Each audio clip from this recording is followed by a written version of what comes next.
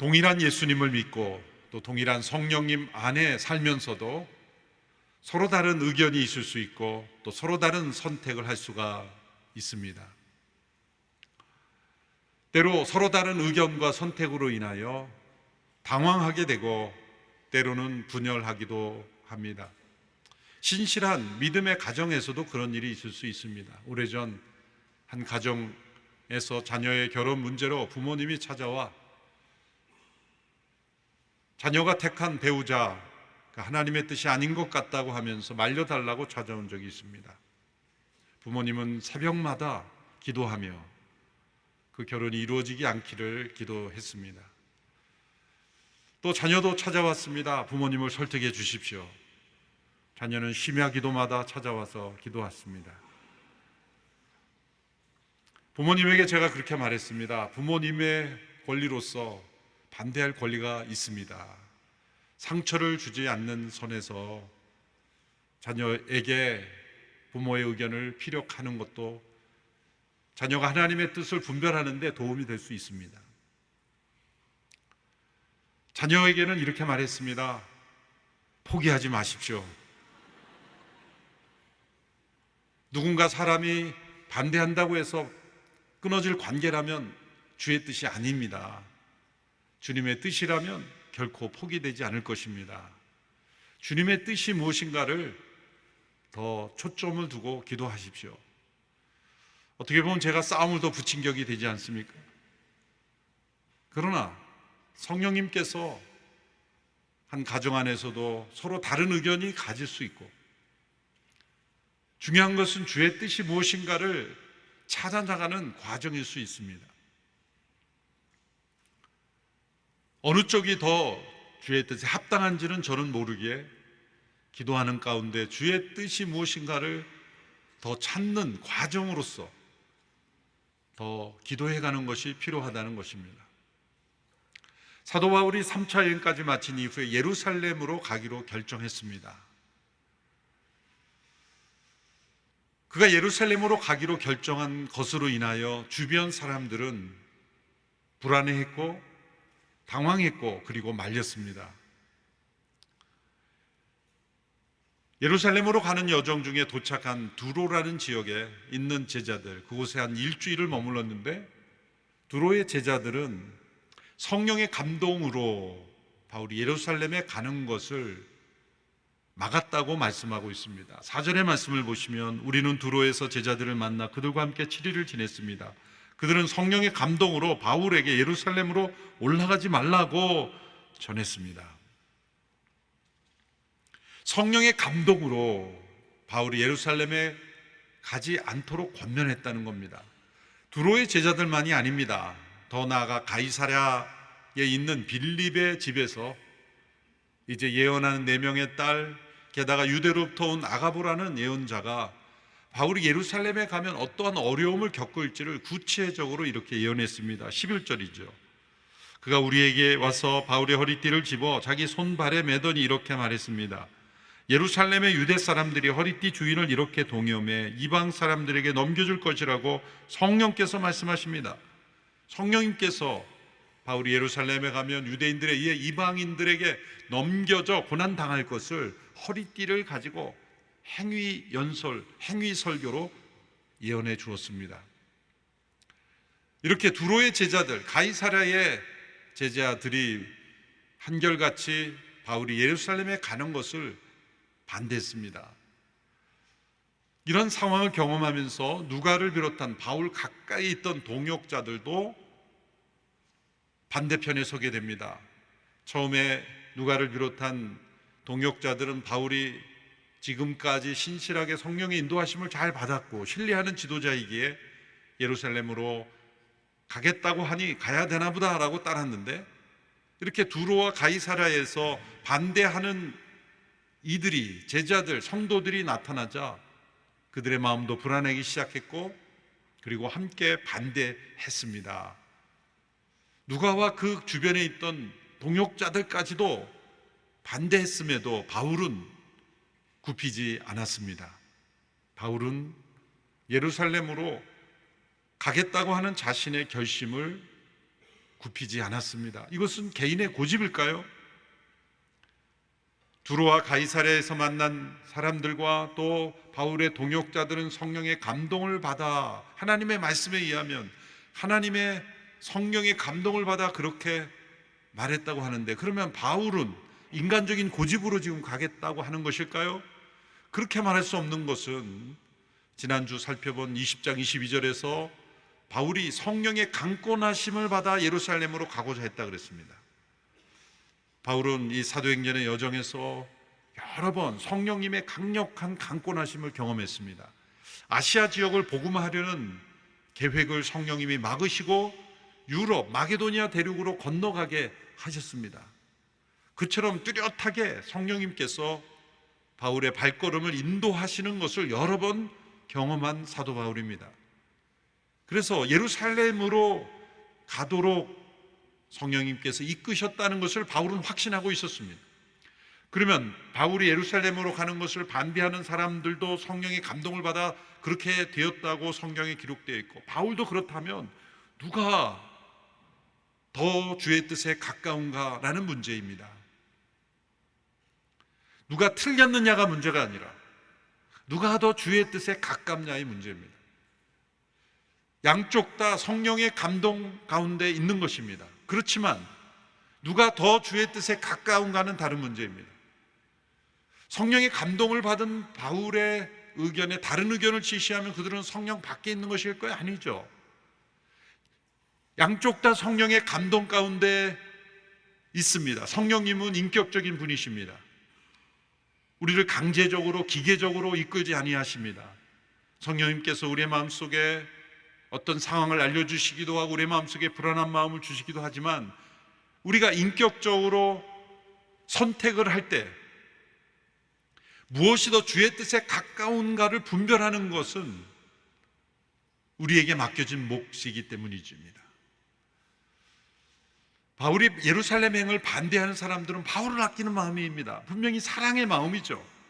바울을 향한 깊은 사랑, 또 충성스러운 마음, 바울이 오래오래 사역하기를 바라는 마음, 그것도 성령 안에 있기 때문에 생기는 마음이죠. 그러나 바울은 자기 자신에 대한 생각보다도 예수 그리스도의 이름과 그의 복음이 예루살렘에도 더 강력하게 분명하게 증거되기를 원하는 마음 때문에 지금 예루살렘으로 향하고 싶었던 것입니다. 그것도 성령 안에서 그가 체험하고 인도함을 받았던 대로 지금 분별하고 있는 것입니다. 바울이 자신의 뜻을 굽히지 않자 동역자들이 이제 주의 뜻으로 분별하며 인정하며 그들이 예루살렘으로 향하게 되죠. 바울의 뜻이 더 주의 뜻에 합당했다고 말할 수 있는 근거는 무엇입니까? 13절에 나타난 바울의 대답에 나타나 있습니다. 13절의 말씀을 함께 읽겠습니다. 시작. 그러자 바울이 대답했습니다. 왜 여러분은 울면서 내 마음을 아프게 합니까? 나는 주 예수의 이름을 위해 예루살렘에서 붙잡힐 것은 물론 죽을 각오도 돼 있습니다. 어떤 의미에서 바울의 선택이 더 주의 뜻에 합당하다고 말할 수 있을까요? 첫째로 바울은 동역자들로 인하여 마음 아파하는 모습이 있었기 때문입니다. 동역자들이 바울의 뜻에 따르지 않은 것에 대하여 마음 아파했다는 게 아니라 자신이 그들의 마음에 따라주지 못한 것을 가슴 아파했다는 겁니다. 이것은 다른 것이죠. 나의 의견에 상대방들이 따라주지 않은 것을 슬퍼하고 분노한다면 주의 뜻에 더 멀어져 있을 가능성이 높습니다. 반대로 내가 분별한 이 길이 성령님 안에 분명한 주의 뜻이지만 내가 다른 사람들의 뜻에 따라주지 못한 것으로 인하여 그들이 안타까워하는 것을 보고 마음 아파할 수 있는 마음, 바로 그 마음이 더 주님의 마음이라는 뜻입니다. 더 나아가 바울은 주 예수의 이름을 위하여 목숨까지도 버릴 각오를 하고 있기 때문입니다. 성령께서 여러 차례 위험을 예고해 주셨습니다. 성령께서 위험을 예고해 주신 것을 바울은 피하라는 음성으로 해석하지 않았습니다. 반대하는 사람들은 피하라는 음성으로 해석한 겁니다. 여러분이 해석이 얼마나 이렇게 다를 수 있을까요? 이러이러한 어려움이 있을 것이다 성령님이 알려주시면 성령님께서 나를 보호해 주시는 것이라고 해석할 수도 있고, 도리어 그런 어려움에도 불구하고 저는 그곳에 가서 그 어려움 속에서 복음을 증거해야 합니다라고 선택할 수도 있다는 겁니다. 바울은 후자를 선택했던 겁니다. 인간적으로 말하자면 바울이 예루살렘에 가는 것만큼 힘든 일은 없습니다. 우리가 사도행전의 역사를 되돌아보면 20장까지 역사에서 1차, 2차, 3차 여행을 바울이 다닐 때, 아시아 지역 또 유럽 지역을 다닐 때 가는 도시마다 바울을 힘들게 했던 사람들은 누굽니까? 이방인들이 아니었습니다. 복음을 전혀 모르는 이방인들이 아니었습니다. 유대인들이었습니다. 율법에 사로잡혀 있는 이들이었습니다. 그들은 포기하지 않고 바울을 따라다니면서 힘들게 했습니다. 다른 도시로 가면 그 도시까지 따라가며 소동을 일으키며 바울을 힘들게 했습니다. 그런데 예루살렘에는 그러한 유대인들이 가득 차 있는 도시입니다. 그럼 인간적으로 볼 때는 가고 싶겠습니까? 쉬운 길을 택하라면 다른 도시를 가는 것이 맞습니다.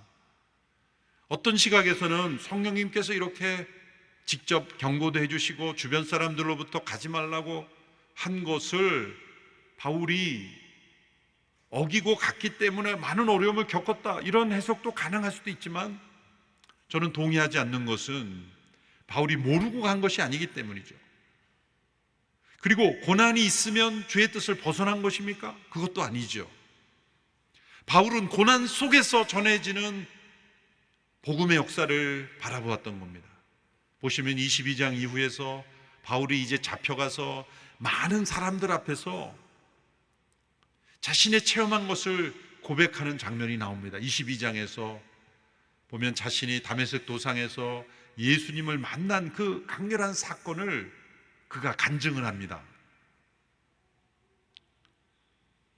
많은 사람들 앞에서 법이 사람들을 모아놓은, 자신을 고소하려고, 자신을 해치려고 모아온 많은 사람들, 거기에는 관리도 있고 군중들도 있고 그렇지만 모든 사람들에게 자신을 변호할 수 있는 그런 기회 때 자신이 만난 부활하신 예수님, 그 예수님을 전함으로써 그것이 성경으로 기록되어 오늘 우리에게 있지 않습니까? 바울이 만일 평탄한 지역만을 다녔더라면 이런 강렬한 장면이 성경에 기록될 수 없었을 겁니다. 주변의 위협과 고난, 극심한 살해 위협 속에서도 굴하지 않는 그리스도의 담대한 증인의 모습이 무엇인가? 그것을 보여주는 것은 바울이 예루살렘에 가서 그 고난의 한복판에서 복음을 전했기 때문에 우리에게 남아있는 것입니다. 그렇기 때문에 바울이 주변 사람들의 권고를 듣지 않고 인간적인 고집으로 갔기 때문에 이런 고난이 있다, 그것은 틀린 해석이죠. 인간적으로 생각할 때는 가고 싶지 않은 곳, 그러나 성령의 강권하심을 따라 고난이 있는 그곳으로 찾아가는 이 바울의 마음, 그것은 동족 유대에 대한 구원의 열정이었습니다. 로마서 9장에 나오는 대로 내가 그리스도에게서 저주를 받아 끊어질지언정 내 동족 이스라엘이 구원받기를 원합니다. 바울은 이방인의 사도로 부름을 받았기 때문에 동족 유대인에게는 무관심해도 된다는 뜻이 아닙니다. 이방인의 사도로 부름받았으면 이방인에게 초점을 둬야지 왜 예루살렘에 신경 쓰느냐, 그런 말도 합당하지 않은 것이죠.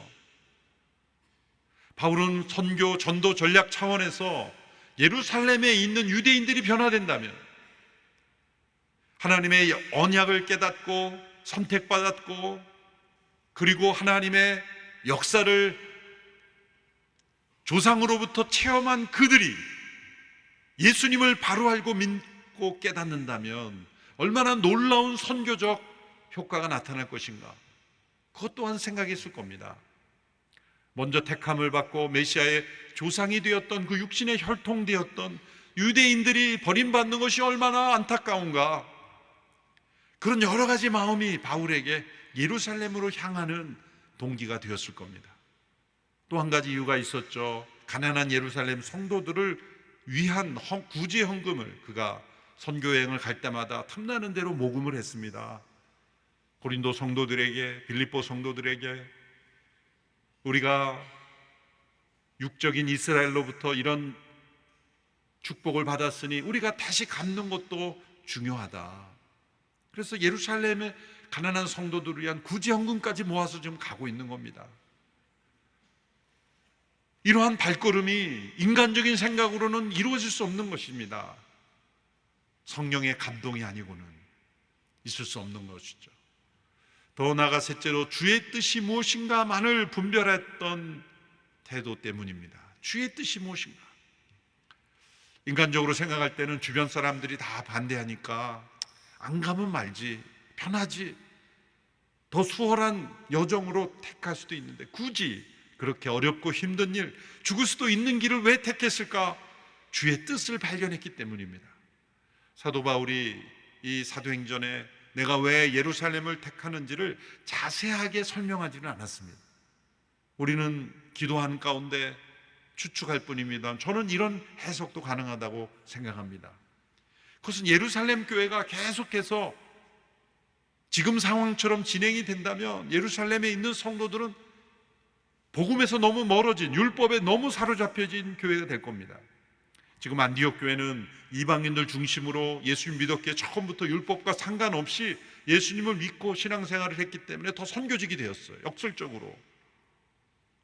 그러나 구약의 역사의 통로가 되었던 이스라엘 유대인들이 도리어 율법에 사로잡혀서 복음이 온 세상에 증거되어야 한다는 선교적 소명을 잃어버리고 있다는 것, 그것이 바울에게는 너무나 안타까웠을 겁니다.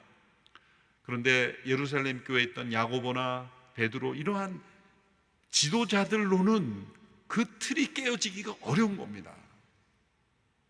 바울처럼 이렇게 외부자적인 시각으로 사역을 하는 사역자가 들어가야만 그들에게 전해줄 수 있는 메시지가 있는 것이죠.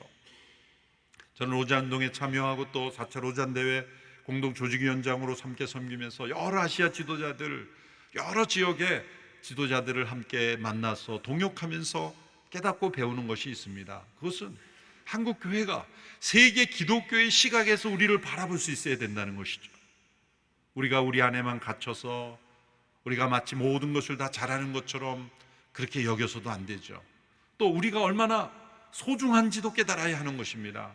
우리에게 주어진 소명이 얼마나 귀한 것인가도 깨달아야 합니다. 이렇게 복음이 들려져야만 했고 황폐하던 사회에서 경제적으로 부흥 발전한 것만이 아니라 영적으로도 교회가 없던 이 땅에 교회가 세워지고 이렇게 선교 대국이 되는 이 변화, 이 놀라운 변화가 세계 교회에 나누어진다면 얼마나 많은 나라가, 교회가 큰 위로와 도전을 받겠습니까?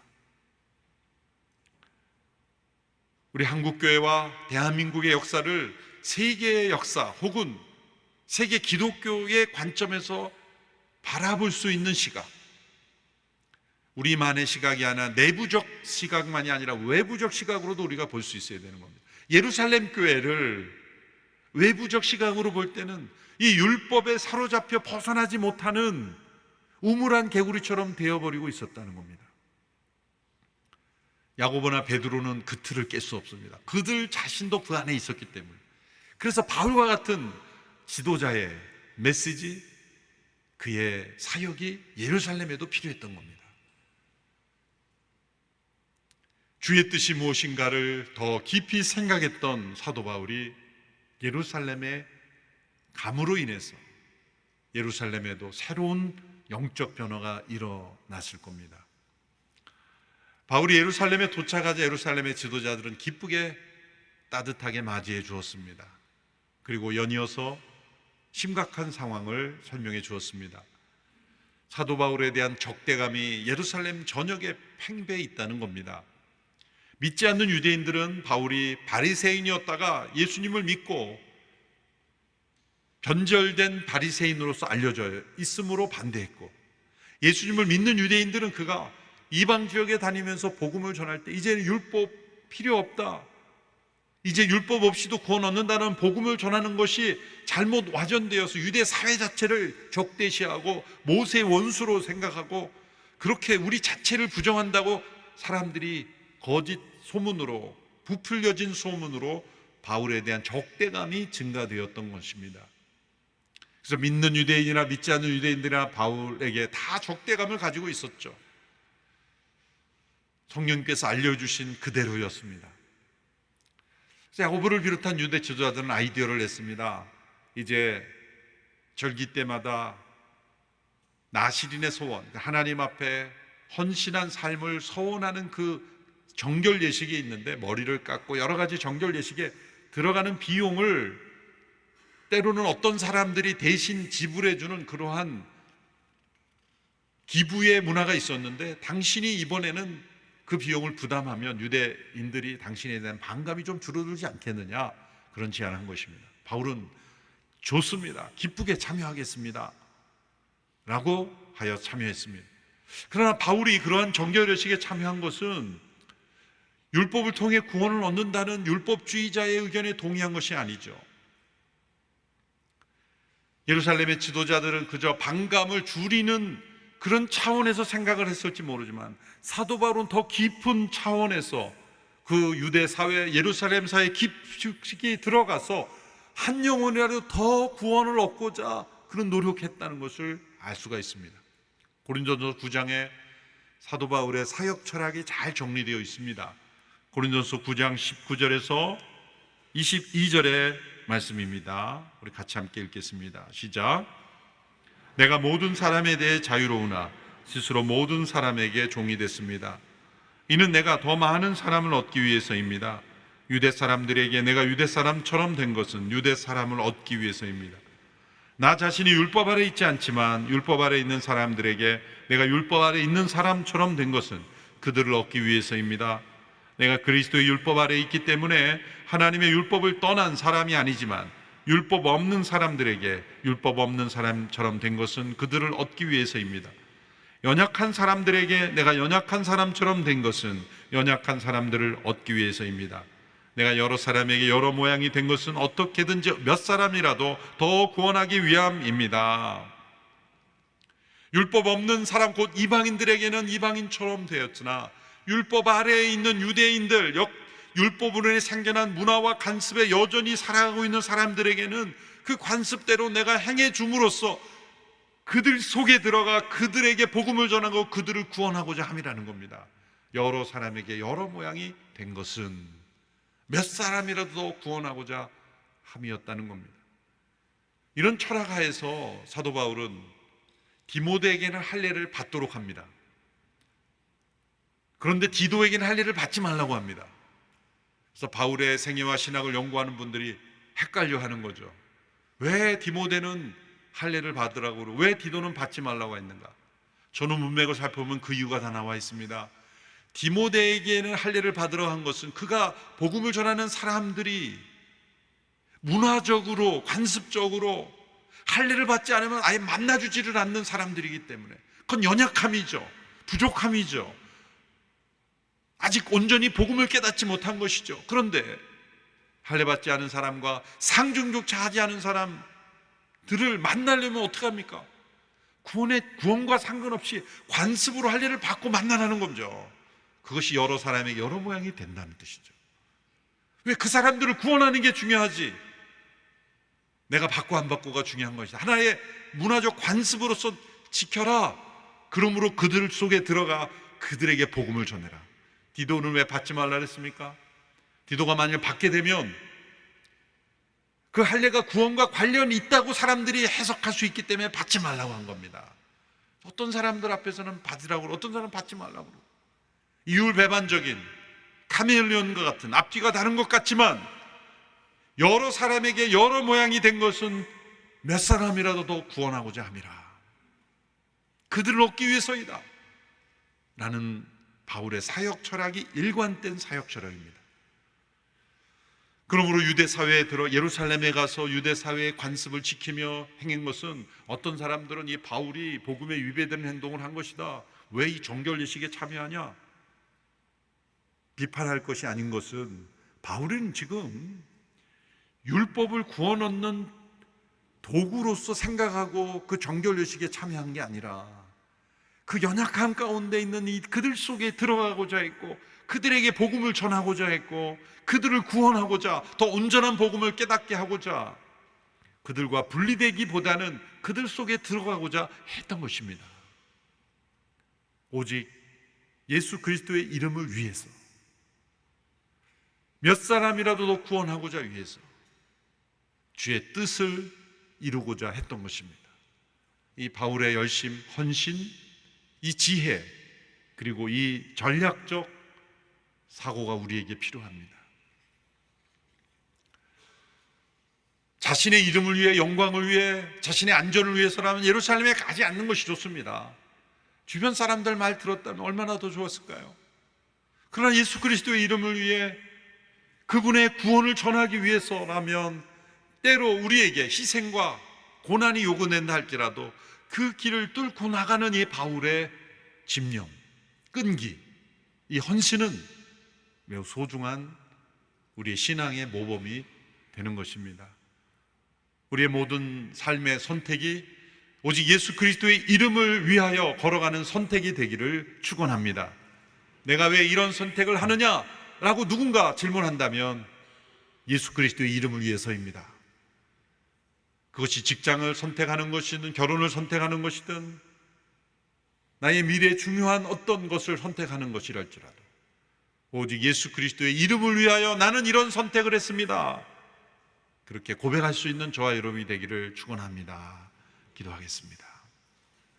살아계신 하나님 아버지, 예루살렘으로 향하는 바울의 발걸음을 누구도 막을 수 없었던 것처럼 그리스도의 담대한 증인이 되고자 하는 우리의 발걸음을 누구도 막을 수 없는 삶이 되게 하여 주옵소서. 어떠한 환경도, 어떠한 시련과 고난도 우리를 뒤로 물러서게 할 수 없음을 믿습니다. 오직 주 예수 그리스도의 이름을 위하여 선택하는 우리의 삶이 되게 하옵소서. 예수님의 이름으로 기도합나이다. 아멘.